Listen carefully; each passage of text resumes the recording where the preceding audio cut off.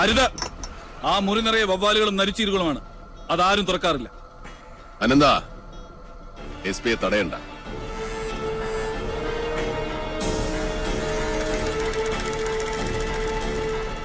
Mister S P, Nellore മനയിൽ ഒരു ശവം കൂടെ വീണ് കിടപ്പുണ്ട്. ശവമോ? ആരുടെ? ഇന്നലെ രാത്രി എന്നെ കൊല്ലാൻ വന്നവരുടെ കൂട്ടത്തിൽ ഒരുത്തൻ വഴിതെറ്റി കയറിയത് ആ മുറിയിലേക്കാണ്. തുറന്നു നോയിക്കോളൂ, അസ്ഥിപഞ്ജരമെങ്കിലും കാണും. അഗസ്റ്റിൻ,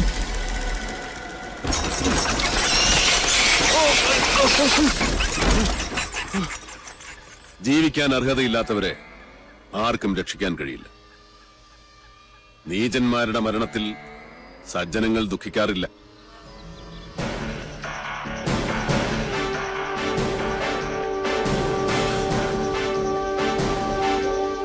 നിൽക്കണം.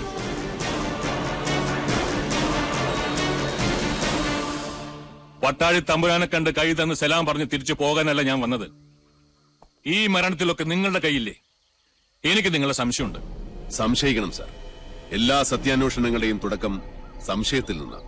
സംശയമല്ല, സത്യമാണ്. പ്രതികാരം ചെയ്യാൻ പട്ടാഴി മാധവൻ തുനിഞ്ഞിറങ്ങിയാൽ ആർക്കും തടുക്കാനാവില്ലെന്നറിയാം. ഇനി എത്ര ശവം കൂടി വീഴാനുണ്ട് ചമ്പ്രയിൽ? മീരാൻ സാഹിബ് വരണം. തുളസി, ഊണിന് ഏമാനുണ്ടാവും. ഇല്ല തമ്പുരാൻകുട്ടി, അത് പറ്റില്ല. ഇന്ന് എസ് പിയുടെ ക്യാമ്പ് ഇവിടെ. ഇല്ലത്തെ ചോറ് ഞാൻ ഒരുപാട് ഉണ്ടിട്ടുള്ളതാ. പരിചയമില്ലാത്തവരുടെ മുമ്പിൽ വെച്ച് ഞാൻ തമ്പുരാൻകുട്ടിയോട് പരിചയക്കേട് കാണിച്ചു, പോലീസ് കളിച്ചു. തമ്പുരാൻകുട്ടി ക്ഷമിക്ക. ഇതിലൊന്നും ഒരു കാര്യമില്ല. സീസറിനുള്ളത് സീസറിന്, കാഫറിനുള്ളത് കാഫറിന്. കുപ്പായമിട്ടാൽ എല്ലാ മുഖവും ഒരുപോലെ കാണണം, അതാണ് ശരി. ആ കുട്ടിയോട് എന്ത് തരക്കാരെന്ന് അറിയാത്തതുകൊണ്ട് ഞാൻ ഏത് തരക്കാരനാണോ ആ തരക്കാരായി വളരാനാണ് ഞാൻ അവരെ പഠിപ്പിച്ചത്. പിന്നെ എസ് പിക്ക് എന്താ അറിയേണ്ടത്? എല്ലാം വിശദമായി പറഞ്ഞുതരാം.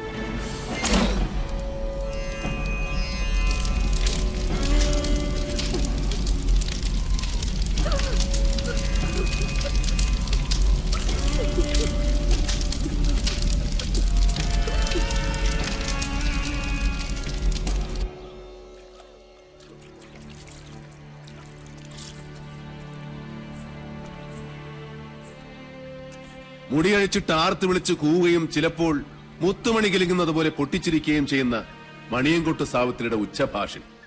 എന്താ അത്? പാവൂരി മഹാറാണയുടെ ശില്പശാസ്ത്രത്തിൽ ഇതിന് പഞ്ചയന്ത്രം എന്ന് പറയും. പഞ്ചഭൂതങ്ങളെ പ്രീതിക്ക് വേണ്ടി ഭവനങ്ങളിൽ സ്ഥാപിക്കേണ്ട യന്ത്രം. ആരുമറിയാതെ യന്ത്രത്തിന്റെ വായിൽ ഉളിയന്നൂർ തച്ചൻ ഒരു ജാലവിദ്യ ഒളിപ്പിച്ചു വെച്ചു. ഒരു പുല്ലാങ്കുഴൽ. രാപ്പകൽ പാലക്കാടൻ കാറ്റ് ഇരമ്പ് വീശും ചെമ്പ്രഭൂമിയിൽ. അപ്പോൾ കുഴൽ കൂകി വിളിച്ചുകൊണ്ടേയിരിക്കും. അതാണ് യക്ഷിഗർജനമായി ഇക്കണ്ട കാലം അത്രയും നെല്ലൂർ മനയിൽ മുഴങ്ങിക്കേട്ടത്. ആ വിദ്യ ഉളിയന്നൂർ കൗടില്യത്തിന്റെ മറ്റൊരു സ്മാരകം. ഉളിയെറിഞ്ഞ് ഞാൻ അരിഞ്ഞു വീഴ്ത്തിയത് സാവിത്രിയുടെ നാവല്ല, തച്ചുശാസ്ത്രത്തിലെ ഒരു അമരധ്വജന്റെ മഹാസിദ്ധിയെയാണ്. തമ്പുരാൻകുട്ടി തന്നെ പറയും. കോടതിയിൽ സബ്മിറ്റ് ചെയ്യേണ്ട കേസ് ഡയറിയിൽ കൊല ചെയ്തത് മണിയൻകോട്ട് പ്രേതമാണെന്ന് എങ്ങനെ എഴുതി വെക്കും ഞാൻ? ആര് വിശ്വസിക്കും? ഈ പൊട്ടക്കുളത്തിൽ മുങ്ങിച്ചെത്തവന്റെ ശവം ചെമ്പ്രപ്പുഴയിൽ എങ്ങനെയാ പൊങ്ങുക? അസംബന്ധം. അസംഭവ്യമായി ഈ ഭൂമിയിൽ ഒന്നുമില്ല. നെല്ലൂർ മഠം പണിതത് വടക്കൻ തച്ചുശാസ്ത്രത്തിന്റെ കർമാധികാരിയായ ഉളിയന്നൂർ തച്ചനാണ്. ഇതിൽ ആര് വീണാലും അവന്റെ ജഡം പുഴയിലേ പൊങ്ങൂ. ഒരു പോലീസുകാരനും അതിൽ സന്ദേഹം വേണ്ട. എന്നുവെച്ചാ അളവ് തെറ്റിപ്പണിയിച്ച അരക്കില്ലമാണ് നെല്ലൂർ മന.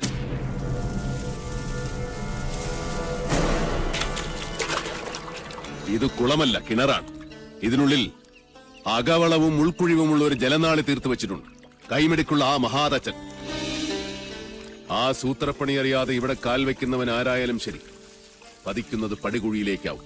അന്ന് ഗിരീശൻ ചവിട്ടി വീഴ്ത്തിയപ്പോ ഞാൻ നേരിൽ കണ്ടതാ കുളത്തിന്റെ അടിത്തട്ടിലെ വിസ്മയലോകം. കണ്ടാൽ കുളം, ഉള്ളിൽ 140 കോൽ ആഴമുള്ള കിണർ, കുളത്തിന്റെ അടിത്തട്ടിൽ നിന്ന് തുടങ്ങുന്ന ഒരു ജലപാതം, ഏകദേശം 200 മീറ്റർ നീളമുള്ള ഒരു ടണൽ. നെല്ലൂർക്കാരനവരും എന്റെ അച്ഛനും കുഞ്ഞുണ്ണിയും ഈ ടണലിൽ കിടന്നാണ് ശ്വാസം മുട്ടി മരിച്ചത്. കിണറിനുള്ളിലെ വായുമർദ്ദം കാരണം വീഴുന്നവൻ നിലകിട്ടാത്ത ആഴത്തിലേക്ക് ആണ്ടുപോകും. കൊണ്ടുപോകുന്നത് നീർമർദ്ദയും സാവിത്രിയുമൊന്നുമല്ല, സാക്ഷാൽ ഭൂഗുരുത്വം. അരനാഴിക നീളമുള്ള നാളിയുടെ അങ്ങേയറ്റം കെട്ടിയിരിക്കുന്നത് ചെമ്പ്രപ്പുഴയുടെ നെഞ്ചിലും. കുളത്തിൽ വീണവന്റെ ശവം ഏറ്റത്തിൽ ഒഴുകി പിന്നെ പൊങ്ങുന്നത് പുഴയിലായിരിക്കും. എന്താ പരീക്ഷിച്ചു നോക്കിയാലേ വിശ്വാസം വരുന്നുണ്ടോ മീരാൻ? പണിതവനേക്കാൾ മിടുക്കനല്ലേ അടിച്ചു പണിത എന്റെ ചങ്ങാതി. പ്രൊഫസർ പട്ടാഴി മാധവൻ നമ്പൂതിരി പറഞ്ഞതൊക്കെ എനിക്ക് വിശ്വാസം.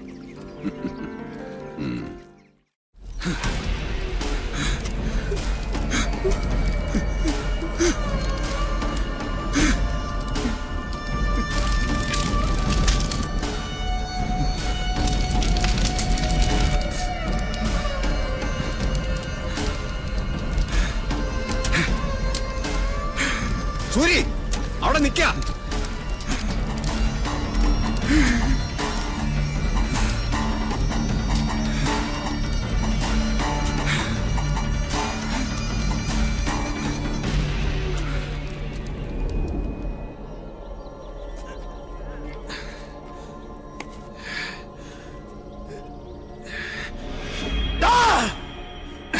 കാല് പൊരിക്കുമ്പോ ധൈര്യം ഉണ്ടാച്ചാ ഇറങ്ങി വാടാ തിരുമേനെ. കുട്ടാ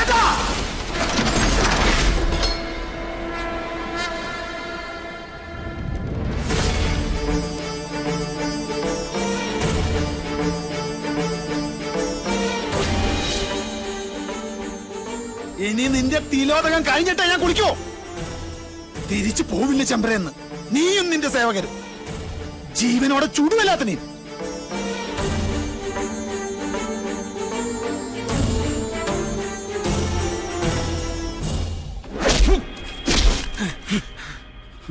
കുഞ്ഞുണ്ണിയേട്ടൻ എന്ന ശിക്ഷയുടെ കാലാവധി കഴിഞ്ഞിട്ടില്ല നിനക്ക്. ആ അടിക്ക് നിന്റെ ആസനം മാത്രമേ പോയിട്ടുള്ളൂ. ഗുരുവിന്റെ അടിക്ക് നിന്റെ തല തെറിക്കും. ചാവലോടാ നിനക്ക്. അനന്ത വിട്, ഈ തിരുവങ്കനെ ഞാൻ പറഞ്ഞു വിട്ടോളാം. ഈ മുറ്റത്ത് നിന്റെ ഒച്ച ഇനി പൊങ്ങരുത്. ഇറങ്ങി പൊക്കോണ ഈ നിമിഷം. പട്ടാഴി തിരുമേനിയുടെ മുമ്പില് പിച്ച വെച്ച് നടക്കുന്ന മകനെ അയച്ച മൂപ്പിലാനുണ്ടല്ലോ നിന്റെ അച്ഛൻ, അയാളെയാണ് എനിക്ക് കാണേണ്ടത്. ഉപദേശിച്ച് പദം വരത്തേണ്ട പ്രായം കഴിഞ്ഞുപോയി മൂർഖന്. താൻ എന്റെ അച്ഛനിട്ട് എന്നെ കുത്തിയല്ലേ? ഇക്കണ്ട കാലം എന്റെ അച്ഛൻ താലി കയറ്റി വെച്ച് കൊണ്ട് നടന്നിരുന്നത് മനസ്സിലായില്ലേ? പട്ടാളി തമ്പുരാന്റെ ഗുലാനെ തന്നെയാ സൽക്കാരത്തിന് വിളിച്ചപ്പോഴൊക്കെ ഞാൻ ഓടി വന്നത് മേലടുക്കളയിലെ രുചി നുണയാനല്ല, മണിയൻകോട്ട ആയുധപ്പുരയുടെ ശേഷി അളക്കാനാ. അതും പട്ടാഴി എന്ന് പറഞ്ഞിട്ടാ. അതാ കഥയുടെ ഗുളിക ചുരുക്കം. അതല്ല, തന്തയും മക്കളും പൊരുതാൻ നിന്നാൽ അന്യം നിന്നുപോവും മണിയൻകോട്ട് ഗോത്രം. കളി മാധവനോടാ.